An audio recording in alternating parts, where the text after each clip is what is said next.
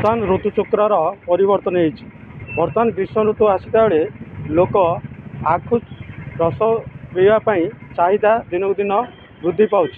बर्तमान आधुनिक जुगे मनीष हजि जाता बेले मृदुपान जुगे तथापि रही आखु रसर चाहिदा।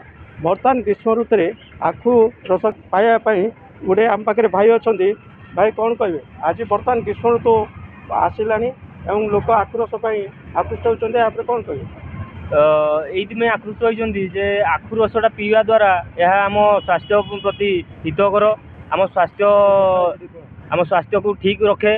तो अन्य जेकोसी कोल्ड ड्रिंक्स जेहेतु केमिकल मिसुची जहाद्वारा आमर अन्य प्रकार रोग को आम किणुचु कहले अत्युक्ति हम नहीं। एणुक आम यही प्रचंड तातीर मुक्ति पाइबापी यदि आम जीभ को टे जिते खरारू बचापी आम आखुरस पीवा जहाँ आम देह को भल रखियो आमर स्वास्थ्य प्रतिरोधक शक्ति बढ़े। जहाँ भाई कहते आखुरस पीवा द्वारा शरीर सुस्थ एवं तृषा निवारण हो पारुछि एवं शरीर को भल उत्तम स्वास्थ्य पक्षे बोली कहते। चलित वर्ष 2025 मसीहा आमर फेब्रुआरी मास प्रथम सप्ताह आरंभ है। बर्तमान खरार प्रकोप बढ़ुची गरम सांगे सांगे आमर परिवेश रे जहाँ ठंडा पाग चली सांगे सांगे परिवर्तन हो आसी।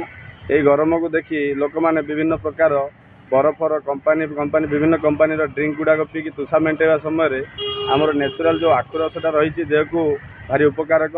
तेणु आज आम यही खरार निज कर्म फेरला बेले प्रत्येक थर आम खोजी हो आखु रस टे मिले बोली कॉलेज छक जंक्शन रे दुई जन अति सुंदर भाव में आम आखु रस बिक्री करा पीवा द्वारा आम देह भी सुस्थ रोचे।